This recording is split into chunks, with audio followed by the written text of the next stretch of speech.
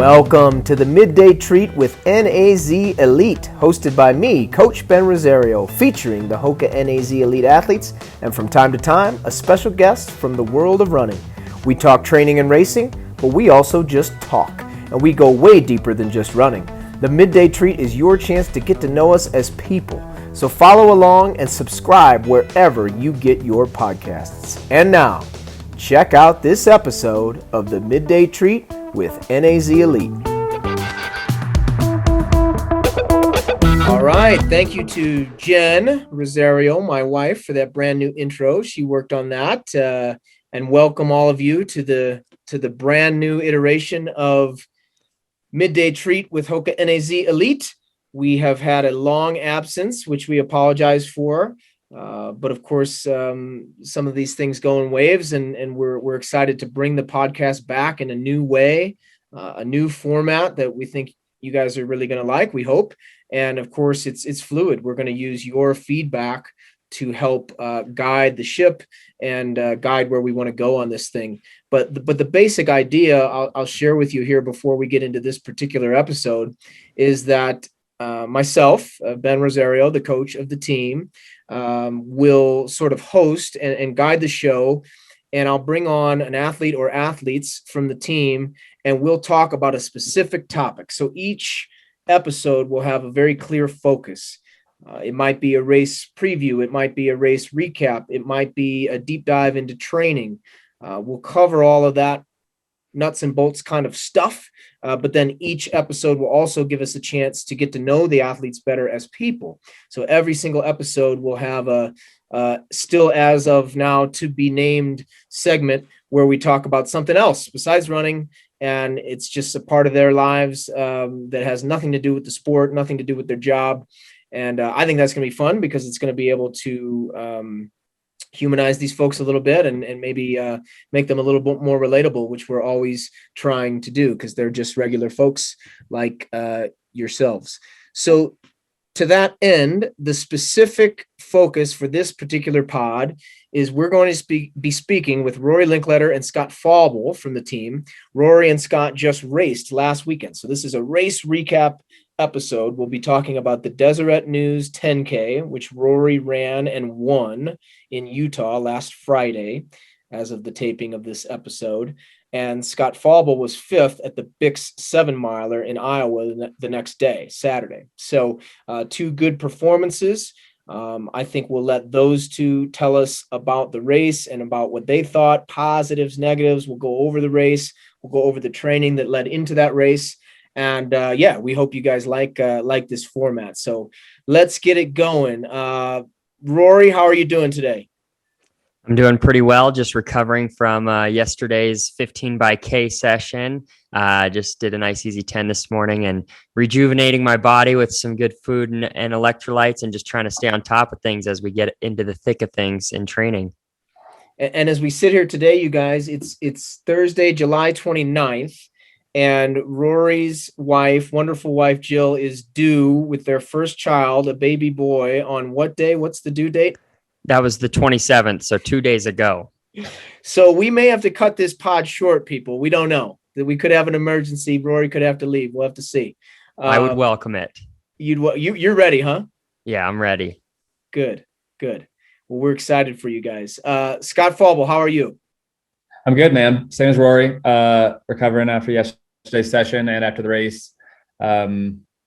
Just hanging out, did my rehab a little earlier than usual today. I can watch the Olympics this evening, and I don't know. Are you allowed the O word this evening? And I think we're just regular people. We're not participating in the games ourselves, so I think we can do that. Yeah, gonna watch the Big O tonight, and then just getting ready to do some more work, I guess, this week.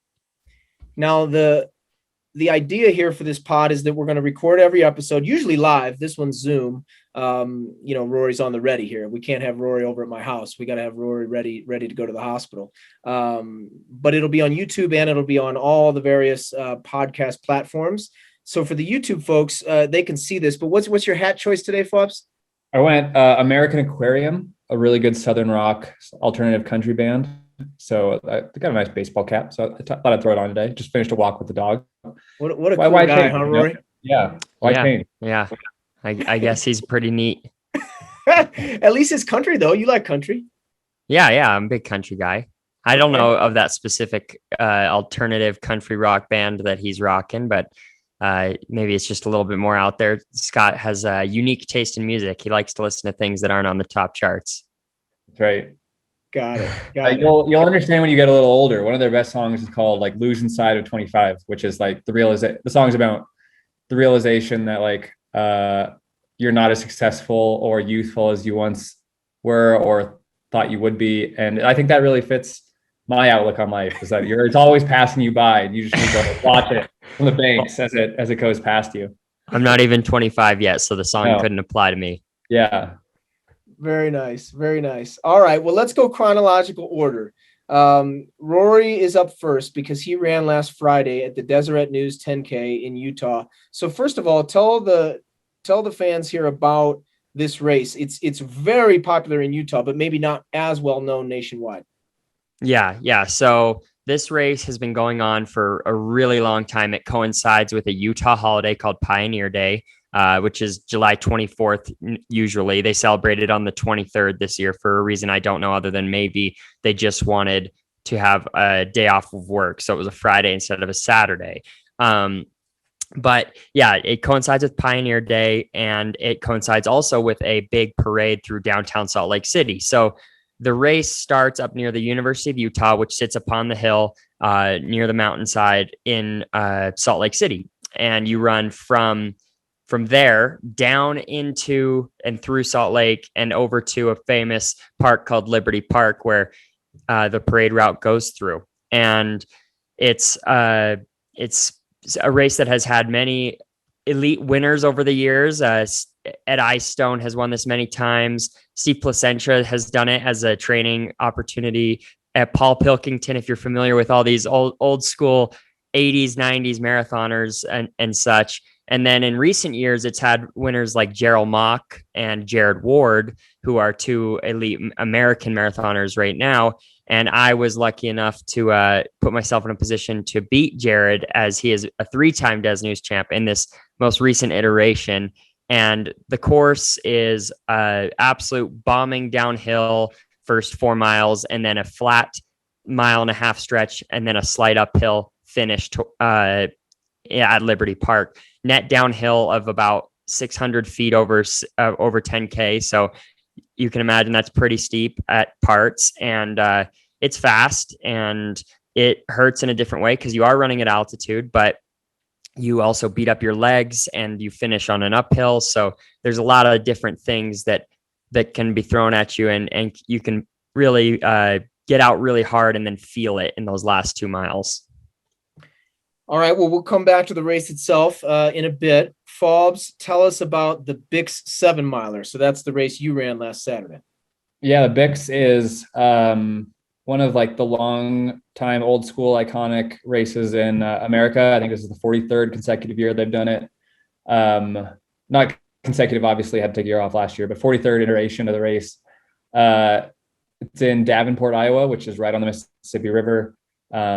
It's a really tough course. You start first mile super uphill, and then you go downhill for 2 miles, a quick up and down from 3 to 4, and then basically back up the same hill you ran down, and then finish down right by the river.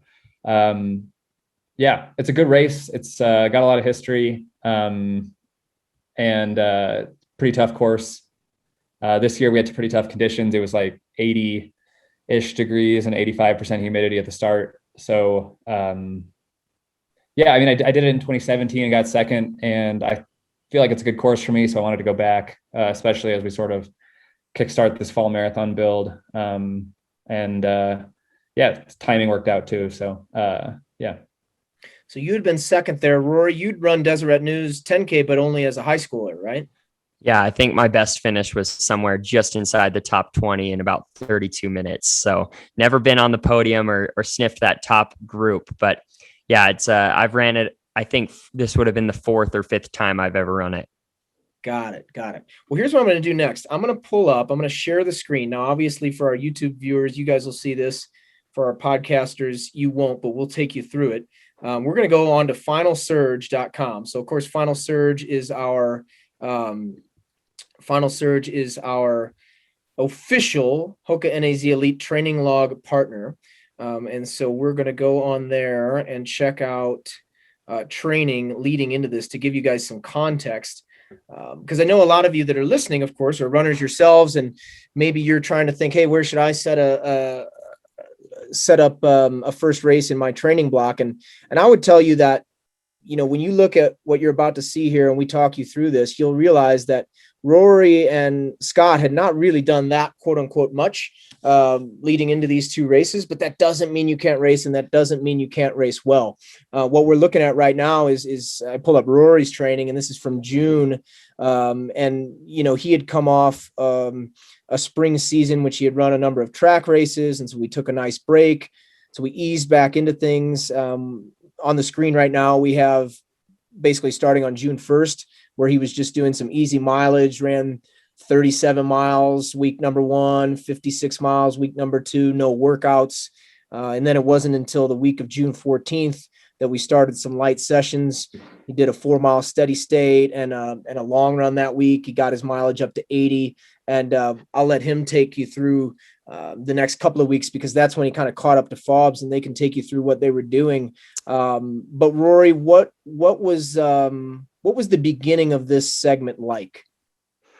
Yeah, so it was interesting because Fauble had about a week or two head start on me. So I guess I would say I would consider myself someone who's pretty good at not having bad workouts or not getting dropped. I like to stick it, and I bring a certain intensity to these workouts. And I can look at the fartlek on the 22nd here, 6 miles of 2 minutes on, 2 minutes off, as the first workout of the segment that Fauble and I ran together. And he put a substantial little, actually it was the second workout we did together, but he did a little substantial gapping of me over the last mile in one of the 2 minute on segments. And I was like, okay, I'm not in shape yet, but it's early, it doesn't matter. And I was just kind of starting to come into form, and I was like, it'll come. I got tons of time, or we're planning on peaking for this fall, and it's still June. So no worries here. And then the following week was when I guess stuff got real for me. We did that nice fast 3-mile tempo out on Lake Mary, kind of got to feel the legs spin a little bit again. I think we averaged 449 or 450 pace for a 3-mile tempo on some rolling hills. And then we did some turnover after that. And then I got to do the downtown mile in Flagstaff and a cut down long run right after. And that was when I was like, okay, I've now started to do a substantial workload. And I think like this will start to, soak into the legs, and I'll be feeling pretty strong moving forward. All right. Well, I'll show you guys the ease of Final Surge here for the coaches. I'll just pull up Scott Fauble's training as well, and we'll look at June. Faubs, what was the beginning of the segment like for you? Because you were coming off a segment that you really didn't race too much, and sort of, I should let you put it in your own words, but you weren't super into it mentally, and you needed to kind of recharge and get excited about this fall. So what was that process like mentally, bringing yourself back to where you needed to be?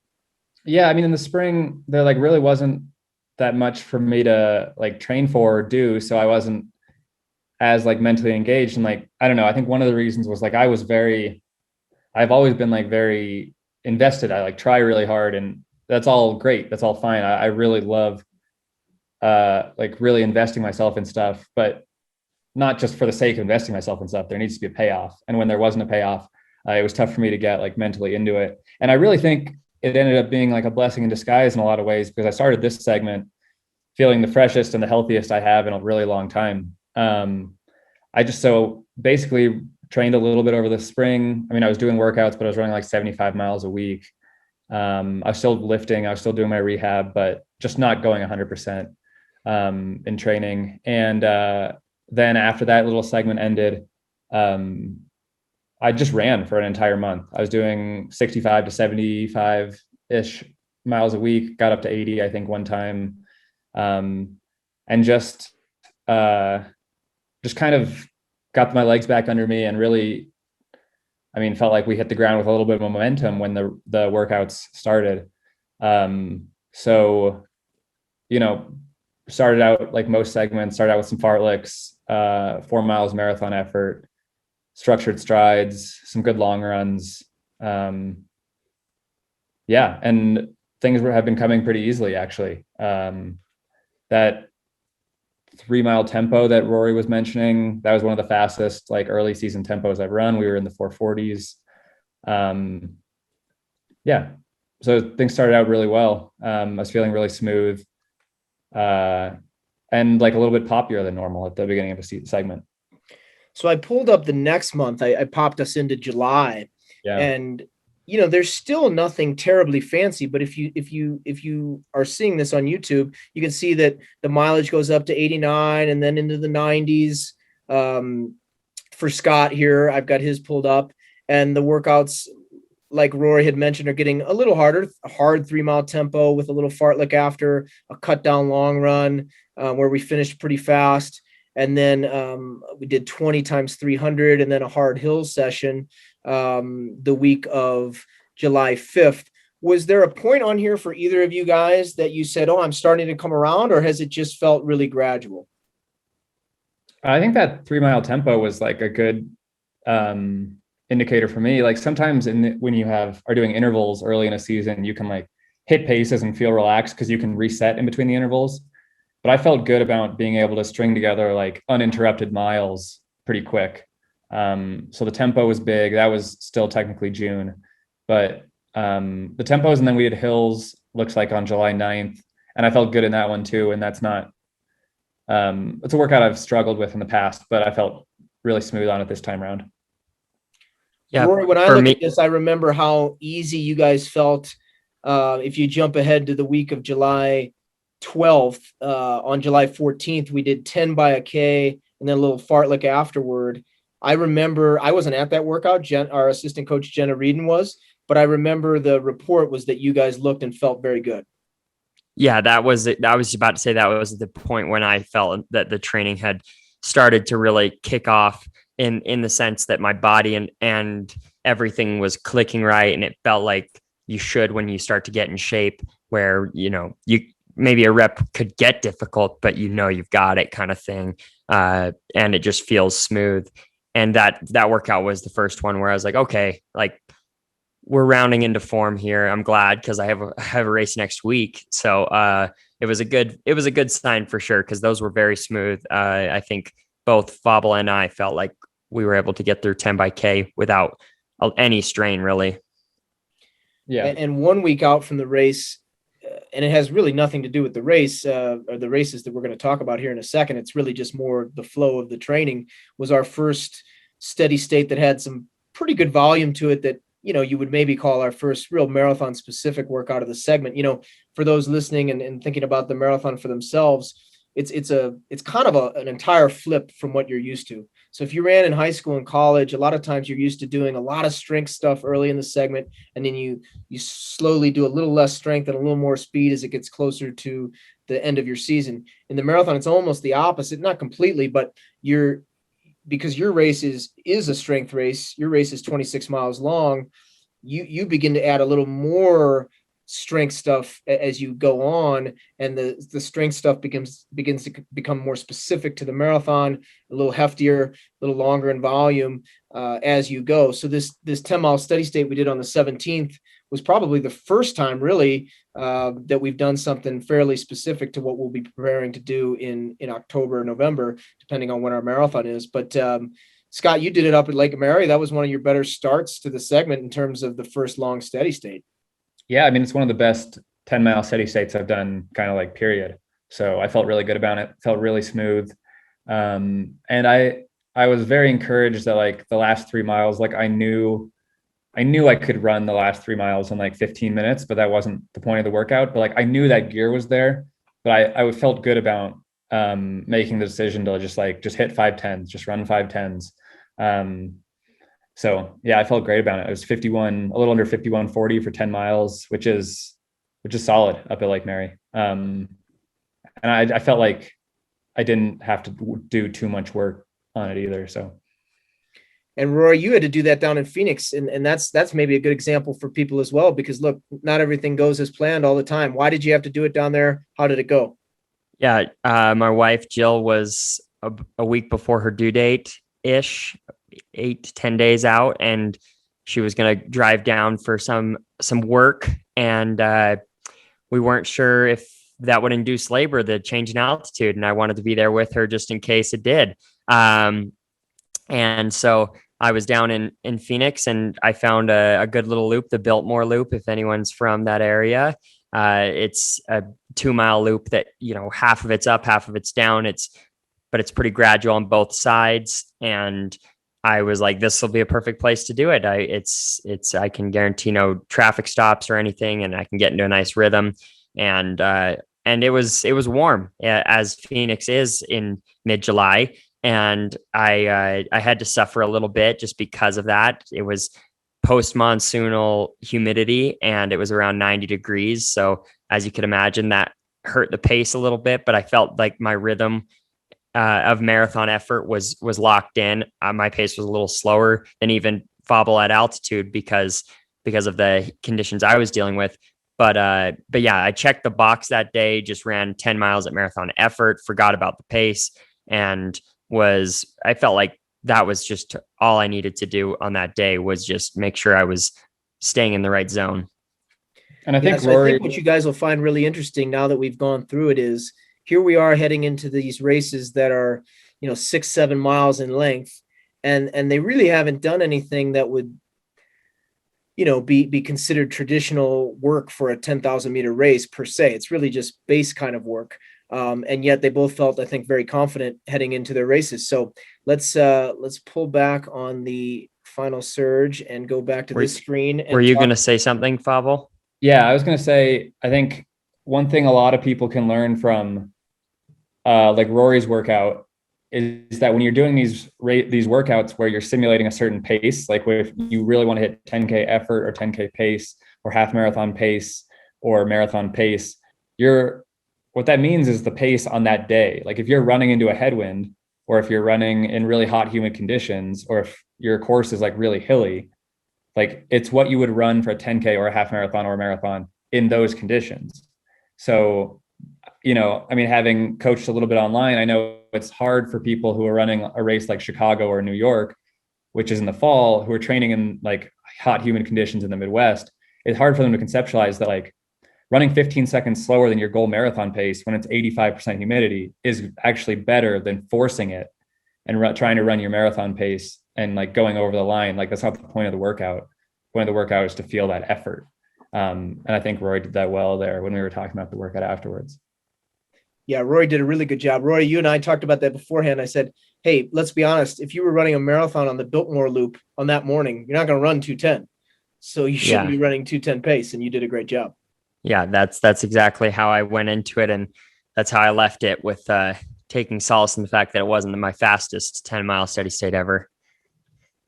All right, let's go to the race, Rory. So you're there. It's crack of dawn, 6 a.m. start. Take us through it. Yeah, so it's a point-to-point race, and luckily for me, the event hotel was about 400 meters from the start line. So I just started my warm-up and finished it at my hotel, put on my flats, and headed over to the start line. Pretty simple setup. It was like it's fun. I like racing in this like level of lighting, but it was like not quite light out yet. Kind of, there's some intensity. There's a lot of people. It's a mass participation race. Like I think normally 2,000 to 3,000 participants in just the 10,000 meters or 10K. And I knew it was going to be a race between Jared Ward and I. Just on paper, I knew he was the best guy in the field, and there was a few local elites that were going to be there early. I knew that. Luis Orta from Boulder, Colorado was there, and a couple Utah guys that win a lot of these local races were there, and I knew that they weren't going to want to give it up super easily. So my goal going in was make it hard early and push and try to dwindle it down to Jared and I, so that I could focus on just winning the race. And it took till about 3.5, 4 miles before it was just Jared and I, and they fell one at a time, and then it flattened out and the racing began around there. What did Jared do at that point? He's a veteran. Yeah. So, and I knew this was going to happen. And I actually thought to myself, if Jared didn't do this, I was going to try to do this, which is, as the course flattens out around 4 miles, you have a good opportunity to make a move on someone, because you do not feel good after running so fast downhill, leveling out and trying to maintain that pace. Your legs are tired from the pounding, and Jared increased the effort by a lot as soon as we flattened out. And he probably got, 3 or 4 steps on me within like the first minute of him doing this. And I was like, okay, like this is going to be hard. We still have a long ways to go. 2 miles isn't short, but it just need to get to this next turn. And I was thinking to myself, just try to stay within arm's reach of him, keep him close enough that if you feel like you can kick, you have a chance to catch him. And he was pushing, never looking back. And I was just making these little deals with myself about, staying on his heels, giving myself a punching chance as we reached the final turn. And I kept myself in it enough, about 10 meters, maybe 15 meters was the biggest the gap got. And as we took the left turn towards the finish line, I felt I kind of did a system check and was like, all right, I'm going to start pulling some strings here and seeing if I can move a little quicker and close this gap down. And that's about a K to go at that point. And I think I realized I was slowly gaining on him, but I knew I hadn't really gone to the arms yet or started like a final move. I was just trying to pick up the momentum towards him. And the gap went from 10 meters to 5 meters in about 30-40 seconds. And I could see the finish line, but it's a deceptive finish line because it's a straightaway, and I know it's further away than it looks. So I'm like just trying to slowly build momentum, not go too hard too early.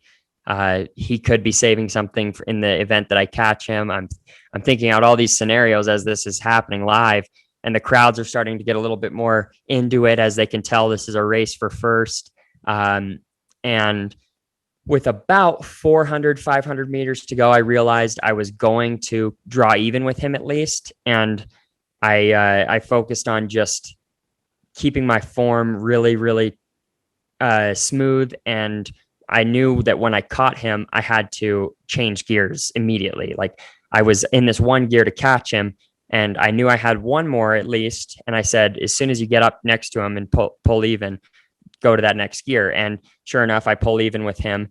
He kind of does a shoulder check and he realizes I'm there. And I think that was his worst nightmare because he knows me from our BYU days, and he knows I like to kick. And I think he was like, okay, this is the moment. And he kind of lowers his head and I lower mine. And I put about 5 steps on him in 10. And it was a quick, a decisive move. And I kind of knew that I had that in the bag, and did a quick shoulder check myself once I pulled away 10, 15 meters later.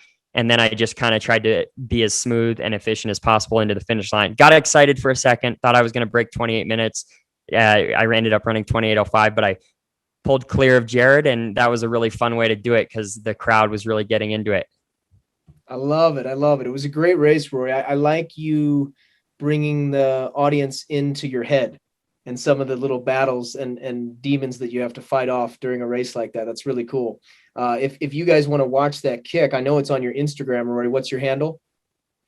Just Rory_Linkletter. Yeah, check that out. It's pretty cool. He did it on a reel, put some music to it, and yeah, you can check that out. He's really rolling that last quarter. We were thinking, the two of us, that it had to be close to a 60, if not under. Yeah. There's a Strava segment for the last turn of the course to the finish line, and I was running that segment at 420 pace. So, and I definitely was speeding up a lot in the last 400. So I would assume 60-second last quarter was in the cards. Yeah, fantastic race. All right, Faubs. So let's go to Bix, because I'm sure there were plenty of demons and little battles you were fighting in your head on that one. And I think it would be cool to hear what was going on as the race went by. Yeah. So, right when we got down to the start line, I knew it was going to be like really hot and really humid. And so I cut my warm up short. I only did like 16, 17 minutes instead of like a full 20, 25. Tried to just keep the body temperature a little bit lower. Gun goes off and you start up like a really big hill. So I up the big hill, and my whole thinking was just like, don't expend too much energy. Just do as little as you can to be in the front pack. And and just be in the position you want to be in at the top of the hill. Don't really worry about doing too much here. Top of the hill, I was in a group of, I don't know, 6 or 8 people, it seemed like. We were like 5:04 at the mile, which is like pretty slow for a 7-mile race at the pro level, but it felt like a pretty honest 5:04, honestly, with the hill. And I'll interject and say that I was watching on TV, and I can tell you that in 2019 they had come through that same mile mark in 5:17. Yeah. The announcer Tony Revis was making that point that, hey, that's straight uphill. So 5:04 was actually a pretty quick time up that hill. Yeah, and then we started heading downhill, and that's next mile is pretty fast. And I think we were on 4:20 on it. The group was all together. I was sitting like 5th or 6th maybe, but I had like a pretty good eye line on the leader, and I felt like I was in a good spot. Tried to stay kind of in the group a little bit. And we were like 4:20 on that mile. 3rd mile is more of the same, more downhill. You kind of get all the way to the very bottom of the course in that mile. And right when you hit around the 3-mile mark, it starts to pitch uphill again, pretty steep uphill. But it's short. It's like 250, 300 meter hill, but it's steep. And Frank Lara is on the front, and he starts pushing pretty hard. And I just couldn't quite, like, I couldn't shift gears. Like I felt like I was pushing pretty hard, but when they pushed, I felt myself slipping back, and I was like trying to dig. I was trying to find the next gear, and I was feeling pretty flat, and I couldn't cover them up the hill. But anyways, so I get over the hill at like 3.25 or so. You get a big downhill, and I hammer the downhill and basically catch back up to the back of the group. But then there's a 180-degree turn, and you go right back up basically the same hill you just ran down, and I got dropped again, which is a little frustrating. But I had some guys up ahead of me who had fallen off as well. So I kind of switched from like try to be on the front of this group, try to like stay in contact and all like that sort of mindset to like go get this next guy. As we started heading back up the big hill to the top of the course, really, from like that's like 4 to 6 miles on the course, I really just tried to get into like a grinding mode, like sort of that like tempo feel where it's like, this is the effort I can do for the rest of the course, not necessarily thinking about like shifting gears and like revving the engine, but like this is as fast as I can cover the rest of the way. And then every time I would catch somebody, kind of like Rory was talking about when he went past Jared with authority, I was able to put in like 15, 20 seconds of like a little bit of a push each time. Because I knew these guys, as they were falling off the lead group, they weren't feeling good either. And I mean, frankly, neither was I. But if I could shut the door on them immediately, like I didn't want to give them hope as I went past them. So as I caught guys, little push here, a little push there, and got myself back into 5th. And then the last mile is like a big bombing downhill and then a left turn. And one thing I did on my warm up was like I checked how far out various like landmarks were, so I would kind of know where I was in the last mile, so I could kind of pick it up as I passed them. So I knew this big overpass was like I think it was like 1,100 out. And then the turn was 500 out. And then there was a pedestrian bridge 200 out. And so those were my 3 spots. It was like, okay, hit the bridge, push, hit the turn, push, hit the last pedestrian bridge and kick. And even though I wasn't battling anyone that last 200 meters, it was still important to me to like feel like I changed gears and feel like I brought it home. Just to like keep that mentality of like, you're always kicking at the end of a race.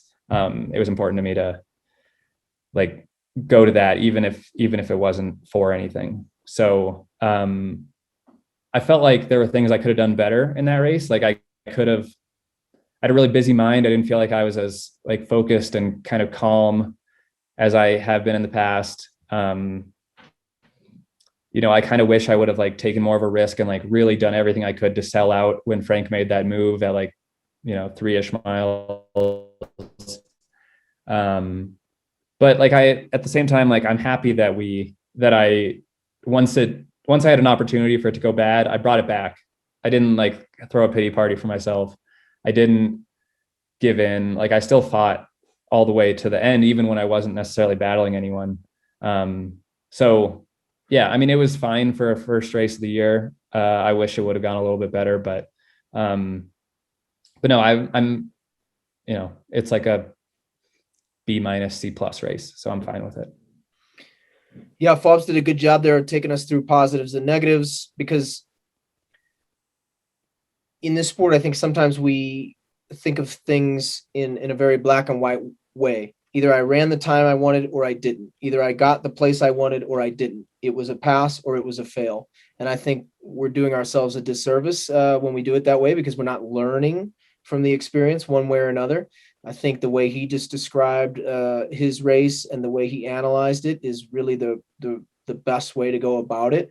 And in fact, I'll put that on Rory. Your race, you did quote unquote pass, you did win, you did do what you set out to do, but that doesn't mean that it was perfect. So if you had something to change, if you could pick out a negative, what would it be? Yeah, I had that in my head, even as I finished. I didn't want it to be a kicker's win. I wanted to try, like, I thought about making that same move Jared did at 4 miles when it flattened out. And when he made it so well that I was actually just trying to cover it and keep it from defeating me. And I wanted to prove that I could win in different ways, because I knew I could win that way. And I knew that, upcoming races, I couldn't get away with just trying to win that way. I need to be able to cover moves. I need to be right on it and be able to smell the front, because it won't always just be a one-on-one battle.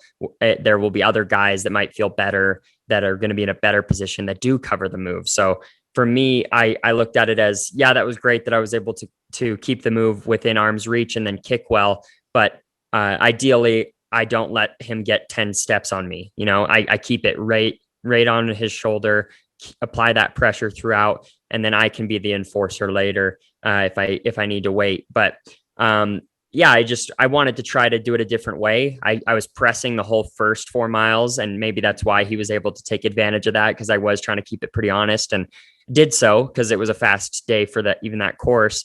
But yeah, I would have liked to had won in the way that my mind, when I played it out, I was going to push from further out. Instead, I was the one being pushed against, and I just had to respond. Well, and let's learn from what Faubs said too, right? So letting Jared get 10 meters on you, but there's nobody in between, that's a lot easier situation mentally than in a deeper field like Faubs was in. So Frank makes the push, but 7 guys go. So all of a sudden, yeah, you're 10 meters back, same as you were, but you're in 8th as opposed to 2nd. That's really difficult mentally. And so that's why in a race like you were in, you were able to come back, but that's not always going to be the case. So you make a good point that you've got something to learn from there. You cannot let those little gaps form, because it's much harder the deeper the race. Yeah, and someone else is going to have a good day that went with that move. They're not going to feel that move the same way. You add more variables. Someone's going to have something extra to throw in there, and it's just going to be one move after another, and before you know it, you're buried. So we will come back to the next opportunity you guys have to race here in a second, and it's going to be a race that you guys are in together, which is cool. But let's take a quick break and shift gears, and we're going to move into a segment that we're going to do every podcast here on the Midday Treat, and that's a segment to be named. So if you're watching on YouTube and you want to give us a suggestion in the comments below, please do so. This is going to be a segment where we talk about something other than running, for God's sakes. So today we're going to talk about a new passion for Rory, and fairly new passion for Scott, and that is golf. So we're going to talk some golf. So if you don't like golf and you don't want to hear these guys talk about golf, you can skip to the end and listen to them listen to them talk about the next race. But I think it'll be fun to hear them talk about something other than running. So, Faubs, how did you get into the sport of golf? I played golf a little bit when I was younger. And I think this segment is going to go really well, because everyone loves hearing about how the last round you shot a 93, but it could have been an 86. So I think people are really going to glob onto that. But no, I golfed a little bit when I was younger. Not a ton. And then at Scott Smith's bachelor party, we were playing golf out in Palm Springs, and I was like, this is actually like really fun. And when I got home, I bought a set and been playing for about a little over 2 years now. So yeah. Rory, how about you? Yeah. So similar. I didn't play when I was younger, but I had, gone to the course with, family before and hit the ball, but I never really stuck. But during the pandemic, when, not a lot of activities were allowed, golfing was one of the things you could go do. You could go hit the links because it was safe. It was socially distanced. It was outdoors. And we watched The Last Dance during the pandemic, and Michael Jordan's obsession with golf and my admiration for Michael Jordan kind of was like, I need to I'm going to start golfing. And so Fauble got me to come to the short nine a few times with him. And then I bought a pass there and bought a wedge and a putter and started practicing and getting into it. And then by the end of summer, middle of summer, I bought, a full set of clubs, went to the long course, and I really dove into the sport last summer. And it's a frustrating sport for a beginner because it's just the entry level of skill and talent is just very hard to overcome.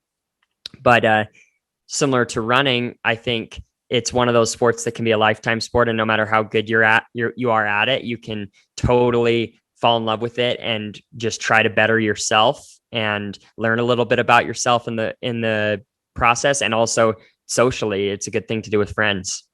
And you bought the clothes too. I've seen you in the outfits. Yeah, I mean, I think you got to look good to play good, and you got to kind of look the part. And so I don't want to rock up to the golf course and people know that I'm a plus 35 handicap. I'd like them to think, oh, maybe this guy's pretty good. He's young. He could know how to swing the sticks. But yeah, it's just, it's just part of my mentality of just being all in on everything I do. So I don't do anything really half-assed. I kind of commit. So Faubs, play Max Homa for a second. So for those of you who don't know, Max Homa is a professional golfer on the men's tour, and regular amateur Joes send him videos of their swing, and he sort of rips them in a fun way. And they go back and forth on Twitter about it. So play Max Homa and tell me about Rory's swing. Oh gosh. Well, his grip is like really far apart. Like his hands like don't touch each other like they're supposed to. So that's where I'd start. Max would probably say something like, your hands are farther apart than the banks of the Suez Canal. And then he, his low point control isn't great. So he's not, sorry, Rory. So it's like sometimes Rory's hitting it fat and just get in the ground way early, but sometimes hitting it really thin and kind of topping it. So that's not great. And it's just sort of like herky jerky. It looks kind of like he needs an oil can out there. Rory, what's the best part of your game? Currently. Gosh, I would have to say putting, because nothing else is even halfway decent, and you don't really need too much other than just like some sort of ability to read and knowing touch to be decent at it. I average like 2.2 putts per hole in my little app I put all my scores into, which I think is decent. 2 putting more than not, and that's kind of the name of the game. So just got to try to get on the green in regulation, and I'm hitting pars, which by the way, I did have a record 4 pars in 18 last time out. So nice. Faubs, what's your best score? I've shot 82 before. 82. Yeah. So here's a question. I asked my cycling buddies this because I don't know a whole lot about cycling. So when I watch the Tour de France, I think, hey, could my buddy Carter hang with these guys for a whole tour stage? So these are the kind of questions I ask. So I'll ask you, if you played Augusta, what would you shoot? So you've shot 82 on a regular 18-hole golf course. Yeah. So if you were at Augusta in the same manner or in the same shape that they have the course for the Masters, what would you shoot on that course? Probably like 130. I mean, like I shot an 82 on like a pretty short muni with like pretty slow greens and not that much water. So like that I play a lot. Like I kind of know my way around it. Like you put me on Augusta on like in tournament conditions. Like I was reading, obviously I like gambling on golf as well. And in some of the research I was doing for the most recent Masters, I was reading about the greens, and some of the pros were like, if you put a scratch golfer on the Augusta greens in regulation, they're still not breaking 100. Like the greens are so hard. Like I'd be putting things off the green into the water on like 6 of the holes. Like there's just no way I would be even 3-putting. I'd be psyched with 3 putts. Not to mention, like, if you miss a drive, you're having to punch out. Like there's nowhere to miss really in Augusta. All the greens are really hard. I couldn't imagine getting out of those bunkers. I can't hit a draw. So that would be really the problem, is you can't hit the draw. Yeah, that's right. I couldn't get it around the corners. So I honestly think like 130 on a tournament conditions. One of my, like sometimes you think about these things, and I think one thing I would love to see on the PGA Tour is what I'm calling normal guy foursomes. So like on a Thursday morning or a Wednesday afternoon, when the course is in like tournament conditions, you send out like 4 scratch golfers in the area to go play the course and see how well they do. Just like you can even make a scramble out of it. And I don't think that they'd break par. Like you see these like PGA pros who are like really good golfers at like the PGA Tour, and they like never make the cut. These like, they're so much better than us that it's just not even, I want to know how much better than us they are. So that's my idea of normal guy foursomes. I love it. Rory, what is that book about? The guy says, if you did anything for 10,000 hours, you could become a professional at I think it's Gladwell's, or is it an Epstein one? It's a Gladwell or Epstein book. Well, Gladwell wrote Outliers. Yep. And then it was Epstein, the sport gene, maybe? No, Epstein wrote the sports gene, where Epstein kind of rips that apart. He sort of debunks that theory to an extent. And Gladwell kind of bastardizes it. That's not exactly what the guy was saying. Correct. But anyway, the general idea is that if you practiced long enough, you could become a professional at something. If you quit running tomorrow and practice golf for 10,000 hours, could you become a professional golfer? No, I don't think so. I think I could try to be a scratch golfer. I think that's something that I could, if I had the time and resource to do it, and, a coach and all of the things you can throw at it. I think eventually that would be the ultimate goal. That's probably the pinnacle of the Joe Schmo golfer, though, is like a scratch golfer. But like Fauble just said, you throw a scratch golfer on Augusta in tournament conditions, and it's just not even close. Okay, final golf question, then we'll go back to running.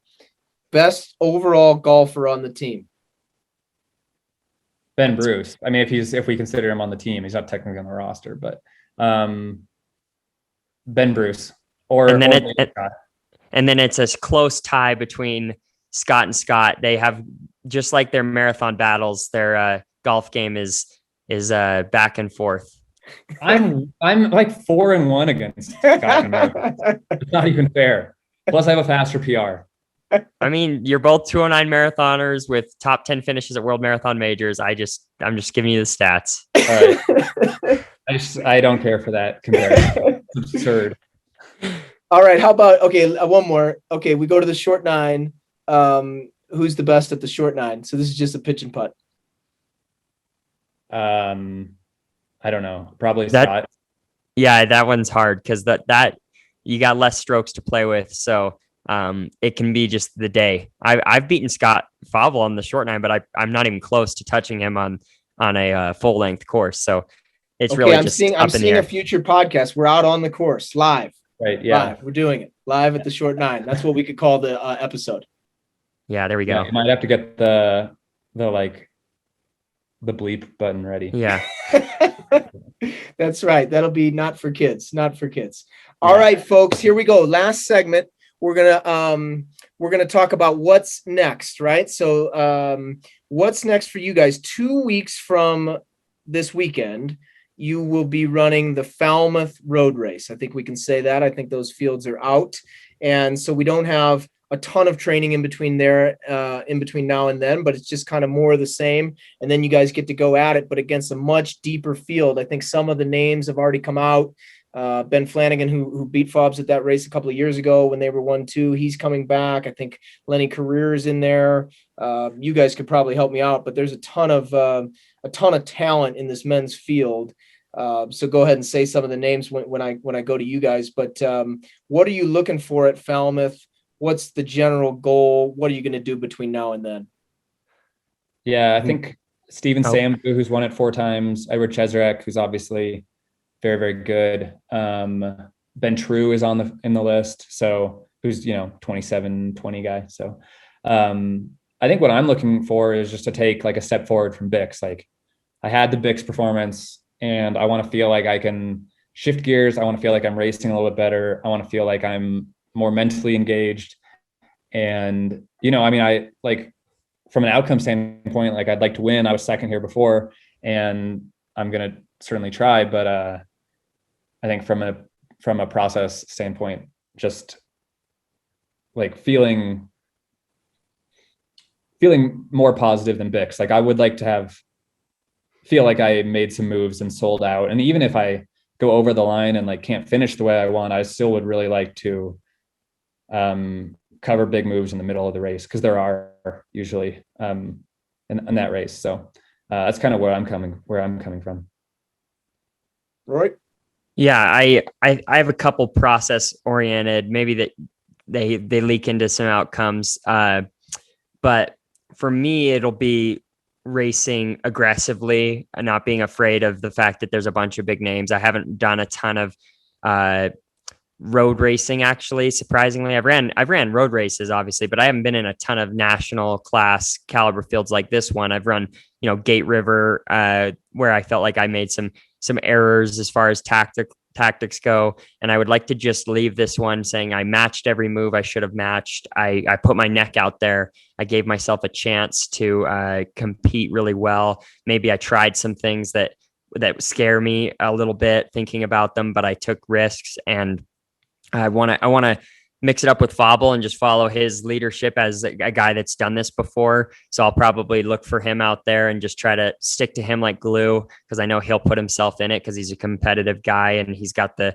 stuff to compete well. So I'll just mimic him as much as I can, and then look for opportunities for me to play to my strengths. And hopefully that leads to being there with a mile to go and having something exciting. But if it doesn't, then just staying tough and connected and engaged in whatever battle I'm in. Awesome, you guys. Well, I hope we can do another one of these with you guys after Falmouth, and we can recap that race. And by then, maybe we'll be able to tell the audience what marathon you're running this fall. Yeah, hope so. That'd be great. Cool. Well, thanks, you guys. We'll see you next time. Thank you.